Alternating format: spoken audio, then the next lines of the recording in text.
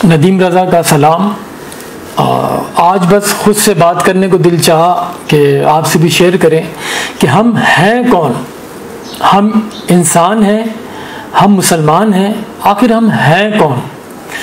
जब ये वबा आई है, कोरोना की वबा, कहते हैं कि नागहानी एक ये आफत है जो मुसल्लत हुई है न सिर्फ पाकिस्तान, पूरी दुनिया भर पे। मुसलमान, यहूदी, क्रिश्चन, ये सब बिला तशखीस, बग़ैर किसी उसके हिचकिचाहट के, ये सबको अपनी लपेट में ले रही है।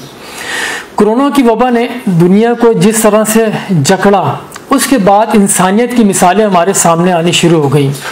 पाकिस्तान के सिवा दुनिया भर से बड़ी बड़ी शख्सियात ने अपनी दौलत जो है कोरोना वायरस से निपटने के लिए फिक्स कर दी। जो इदारे इस पे काम कर रहे थे उन्हें दे दी कि वो इसकी वैक्सीन तैयार करें। बिल गेट्स ने भी कुछ इसी तरह का किया। लेकिन पाकिस्तान का मसला दुनिया से शायद बिल्कुल ही मुख्तलिफ है। यहाँ उसके बरखिलाफ ही लोगों ने काम किया कि वायरस फैलने के कुछ ही देर के बाद सब अपने औजार लेके बाहर निकल आए कि किस तरह से आवाम को जो कोरोना से मुतासिर हैं उससे उन्हें लूटा जाए, किस तरह से फ़ायदा उठाया जाए। तो इसमें नाजायज़ मुनाफाखोर, ज़ख़ीरा अंदोज़ और ये माफिया जितनी भी थी मिलावट वाले, उन्होंने बेहिसाब यानी कि इसमें दौलत बनानी शुरू कर दी और इसके ऊपर कोई चेक एंड बैलेंस किसी किस्म का वो नज़र नहीं आया। यानी कि इसमें अफसोस किया जाए, क्या कहा जाए कि ज़िंदगी जो बचाने वाली अद्वियात थी वही इंसानों से दूर कर दी गई। डॉक्टरों को भी मजबूर किया गया कि बग़ैर वो किसी हिफाजती इंतज़ामात के वो मरीज़ों को देखें। एक तरफ डॉक्टर जो है बग़ैर किसी उसके लाजमी चीज़ों के मरीज़ों की ज़िंदगियाँ बचा रहे थे, दूसरी जानिब जो माफिया जो मुतहरिक हो गई थी, सैनिटाइज़र की ज़रूरत हुई तो उसे महंगा कर दिया। मास्क जो 5 रुपए का मिला करता था उसे 50 रुपए का कर दिया। फिर इसी तरह से ऑक्सीजन सिलेंडर्स की बात हुई तो वो भी क़ुव्वत ख़रीद से कहीं आगे ले गए, 500 से 1000 गुना ज़्यादा उसकी कीमतें बढ़ा दी गई हैं। हॉस्पिटल पे जाएं तो आपके पास एक हैफ्टी अमाउंट होना चाहिए। पहले तो आप उनको 10 लाख रुपए जमा कराएं तो उसके बाद पेशेंट लेंगे, जो कोविड-19 के पेशेंट लेंगे। तो ये सूरत हाल उसी तरह से ये चलती रही, दिन रात लोगों ने अपनी दौलत को बनाना शुरू कर दिया।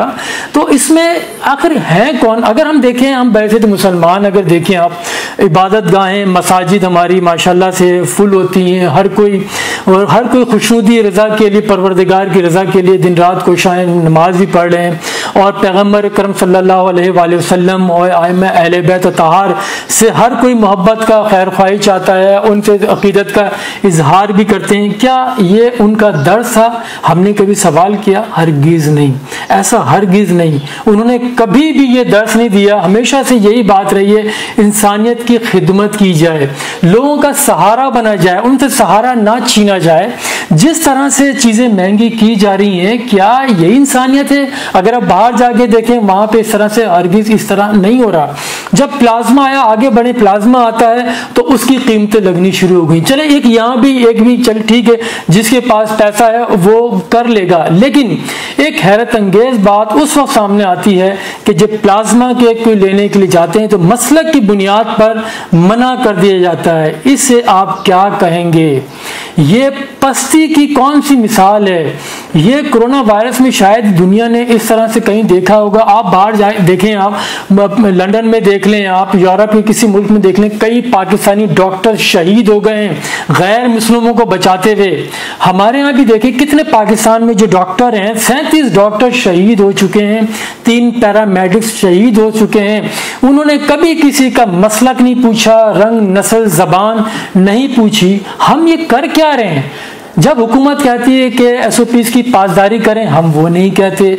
हम कहते हैं कि कोरोना है, ये वबा है, ये जाने लेगा, हम नहीं मानते, हम संजीदा नहीं होते।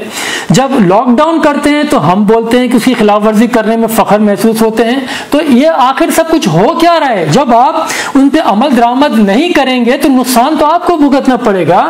वो यही वजह है कि पंजाब की वज़ीर सेहत ने जिस तरह से कहा था कि लाहौर के लोग जाहिल हैं। देखो, उन्होंने ये जाहिल उस तरह से नहीं कहा था, वो एक झुंझलाहट का शिकार थी कि वो कह रही हैं कि एहतियात बरतें, नहीं बरत रहे एहतियात, तो इसीलिए उन्होंने कहा था जाहिल हैं। अगर हम सब अपना एहतसाब करें तो मेरे ख्याल में हम जाहिल के साथ साथ जल्लाद भी हैं। क्या ऐसा नहीं है? आप सोचिएगा ज़रूर। खुदा हाफिज़।